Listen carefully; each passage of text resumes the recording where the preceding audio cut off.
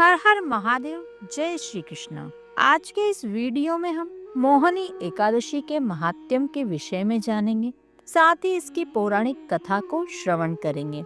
मोहिनी एकादशी, इस संसार में ऐसा कोई पाप नहीं है जिस पाप को काटने की क्षमता, उसे खत्म करने की क्षमता मोहिनी एकादशी के व्रत में ना हो। मोहिनी एकादशी को मोहिनी एकादशी इसलिए कहा जाता है क्योंकि इसी दिन भगवान विष्णु ने मोहिनी रूप धारण करके देवताओं का हित किया था, देवताओं को अमृत पान कराया था। इसलिए इस एकादशी को मोहिनी एकादशी के नाम से जाना जाता है। एक बार धर्मराज ने भगवान श्री कृष्ण से पूछा, वैशाख मास की शुक्ल पक्ष की एकादशी का नाम क्या है, इसका महत्व क्या है, इसकी कथा क्या है।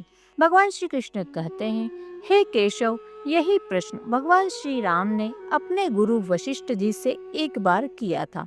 जब भगवान श्री राम ने वशिष्ठ जी से कहा, मेरा मन थोड़ा अशांत रहता है, सीता जी जब से छोड़ के गई है, तो कोई ऐसा व्रत बताएं जो सरल हो, मन को सुख और शांति देने वाला हो। तब गुरु वशिष्ठ जी बोले, हे राम, मैं जानता हूँ तुमने यह प्रश्न जनमानस के कल्याण के किया है। तुम्हारा तो नाम लेते ही जीव के, मनुष्य के को अद्भुत शांति मिलती है। सिर्फ नाम जपने से राम एक बार कोई कहे तो उसे शांति मिलती है। तो भला मैं तुम्हें कौन सी शांति का व्रत बता सकता हूँ, परंतु अपने चरित्र से, अपनी वाणी से तुम जनमानस को एक सुंदर मार्ग दिखाना चाहते हो, इसलिए तुमने यह प्रश्न किया है जनमानस के कल्याण के लिए। हे राम, मोहिनी एकादशी का व्रत समस्त पापों को काटने वाला है। इस ब्रह्मांड में ऐसे बड़े पाप हैं, बहुत बड़े बड़े पाप हैं, जिसमें जुआ खेलना बहुत बड़ा पाप है, मदिरा पान करना बहुत बड़ा पाप है, वेश्याओं के साथ में रहना यह भी बहुत बड़ा पाप है। ऐसे बड़े बड़े पापों का विनाश करने में मोहिनी एकादशी सक्षम है। पूर्व काल में एक राजा के राज्य में एक वेश्य रहा करता था, और जो वेश्य था उसके 5 पुत्र थे। सबसे छोटा पुत्र था, उसका नाम ही भ्रष्ट बुद्धि था। तो उसकी बुद्धि भ्रष्ट थी एकदम, बहुत, शायद इसीलिए नाम भ्रष्ट बुद्धि दिया गया। वह पुत्र बहुत पापी था। हालांकि उनके पिताजी बहुत धार्मिक थे, बहुत दयालु थे। नीम, जामुन, आम, अमरूद, फलदार सभी वृक्ष उन्होंने लगाए। इसके अलावा बरगद, पीपल, बड़े बड़े वृक्ष उन्होंने लगाए थे। जल की व्यवस्था की थी, आने वाले अतिथि का बड़ा सत्कार करते थे।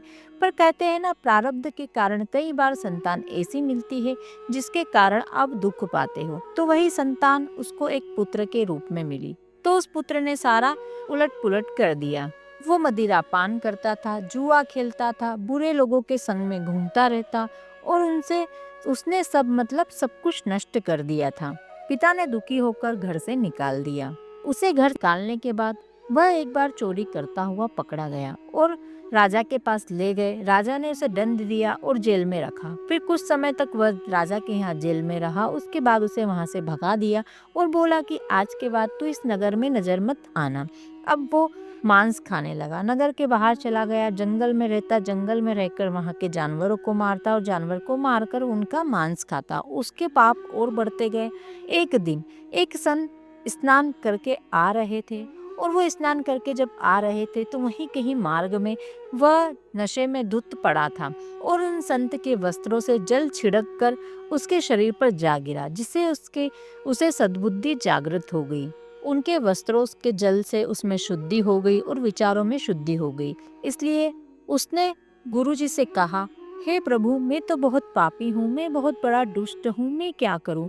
तो संत ने कहा, बेटा, वैशाख मास के शुक्ल पक्ष की एकादशी जो मोहिनी एकादशी है, उस दिन व्रत करो, तुम्हारे सारे पाप नष्ट हो जाएंगे। तो महाराज, उसने जो वो व्रत किया और उसका जो है कुछ अंतिम समय आ गया, और वो भगवान नारायण जैसा स्वरूप धारण करके भगवान के धाम चला गया। ऐसा है ये मोहिनी एकादशी व्रत का फल। आप सभी को मोहिनी एकादशी का व्रत अपने जीवन में अवश्य करना चाहिए, इससे आपके सभी पाप नष्ट हो जाते हैं। तो यह थी मोहिनी एकादशी व्रत की कथा। आशा है आपको अच्छी लगी होगी। वीडियो थोड़ा भी उपयोगी लगा हो तो वीडियो को लाइक करें और ऐसे ही हिंदू व्रत त्योहारों की कथाओं को श्रवण करने के लिए चैनल को सब्सक्राइब कर लें।